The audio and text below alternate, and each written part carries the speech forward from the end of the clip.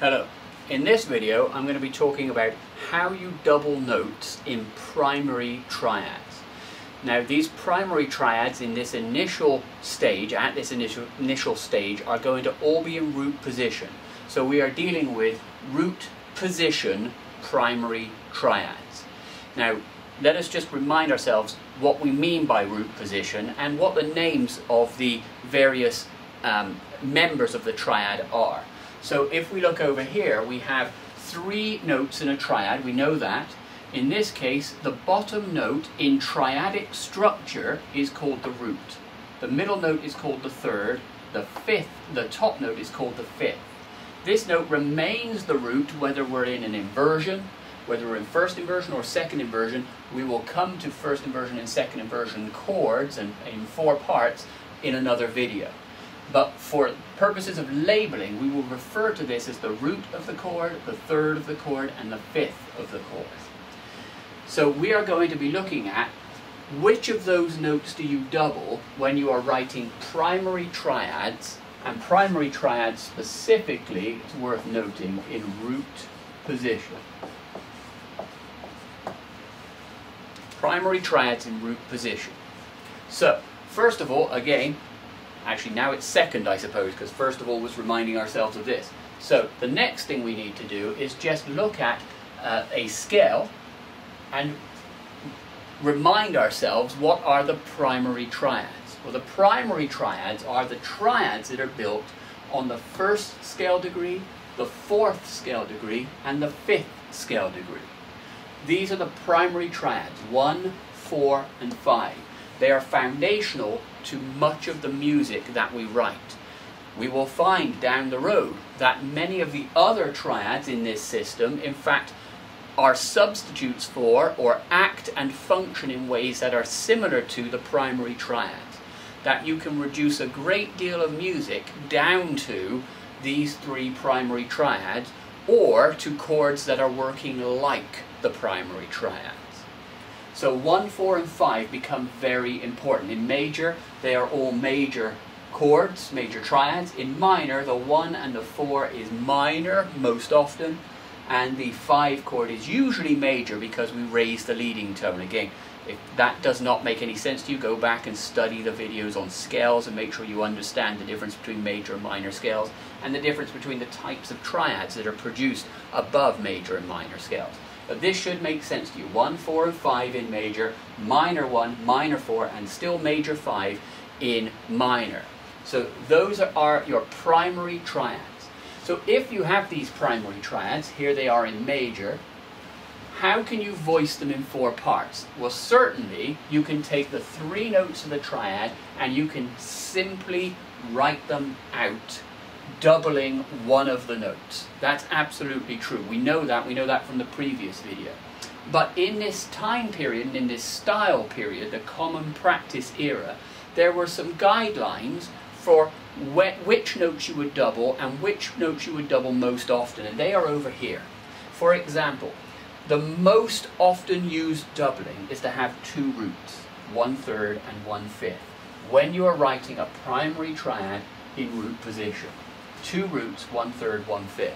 So if I was to take this C major triad here and I was to follow this guideline, I would be writing 2 roots, so I would make sure that I wrote a root. Remember, it's root position, so the root is always going to be in the bass. These are root position chords. So we would write 1 root there, and then we would write another C, another root in one of the other voices. Let's pick the soprano. It doesn't matter which one, but I pick the soprano. Then I need to make sure, because I've got the 2 roots, I need to have 1/3 and 1/5. So I'm going to need 1 E and 1 G. That is a great root position primary triad following the first guideline.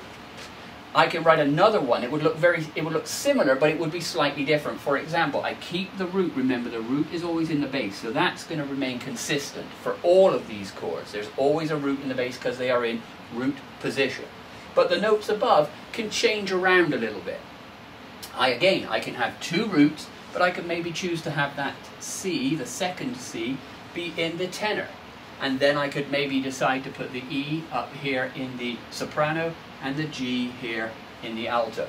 This too is a perfectly fine root position triad, primary triad, based on the first guideline for doubling.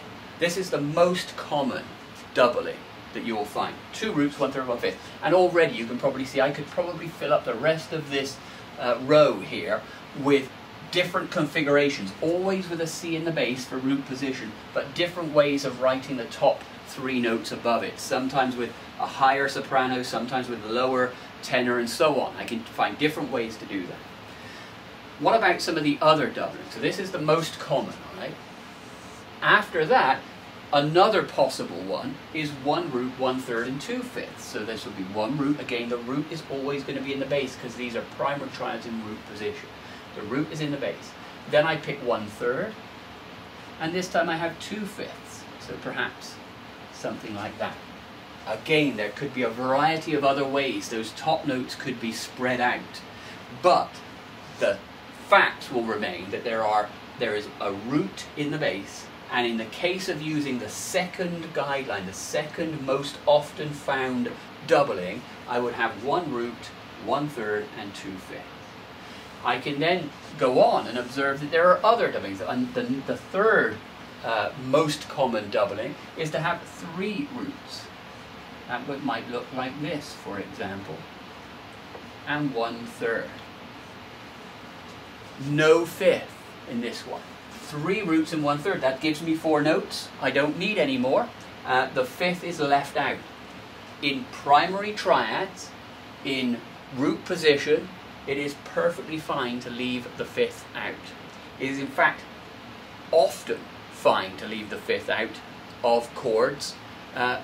If the voice leading situation, if where you're coming from and where you're going to, makes that a logical choice. So in this case, 3 roots, 1/3, and no 5th, and that would be a perfectly acceptable way of writing that out. Another possibility, and it is the least used, but it is possible, is to have 1 root, and in this case to have 2/3 and 1/5. That can occur like that. Here, 2/3, 1 root, 1/5. Again, the root is in the bass, it's root position. The rest is covered in the upper 3 parts in accordance with the numbers here. Now, that said, I've emphasized that this is the most commonly used. This is the next most, this is the next, this is the least. This could be swapped to the other way round. The reason we tend to avoid doubling the 3rd is because of the difficulties of tuning chords where you have 2/3 in them. So it is the least often used option, but that doesn't mean it's not used. Now, don't take that. Any of these are possible. Another thing to observe in here is that there is a 3rd always present, and there is a root always present. The root and the 3rd help to define the chord. The 5th adds a final, absolute, definite clarity to the chord, but it is not essential. The 3rd, however, is what determines whether or not the chord is major or minor, and in that case, particularly with the primary triads, it is very important that the 3rd should be in there. So, what I've covered today is the doubling guidelines, that is to say, which note appears twice in primary triads when they are in root position. These are 1, 4, and 5 chords. They can be major or minor depending on the key you're in. They are the primary triads, 1, 4, and 5 chords, and these are the 4 possible ways that you can choose to double notes. This tells you nothing about how the notes are spread out. We'll get to that in another video. It does tell you, because they're in root position, that the root of the chord will always be in the bass. Right? It doesn't matter if I'm writing a C chord, that root is a C. If I'm writing an F chord, that would be an F. If I'm writing a G chord, that would be a G. So the bass note changes according to the chord, but it is always the root of the chord you are writing that is in the bass. Your task is to pick a key, to locate the primary triads, and to write those primary triads in some of these different voicings. You need to just practice doing that. Pick a key, just pick a relatively straightforward key to start with, like G major or F major. Write out the scale, locate the primary triads 1, 4, and 5, and then voice those triads into 4 parts following these doubling guidelines, so that you become familiar with what it feels like to take a triad, primary triad in root position, and to voice it out so that it makes sense in 4 parts. We're not worrying about moving from one chord to the next to the next. That will come down the road. Right now we're just worried about taking a triad, using this doubling guideline chart to create triads in 4 parts that are primary triads in root position. Thank you.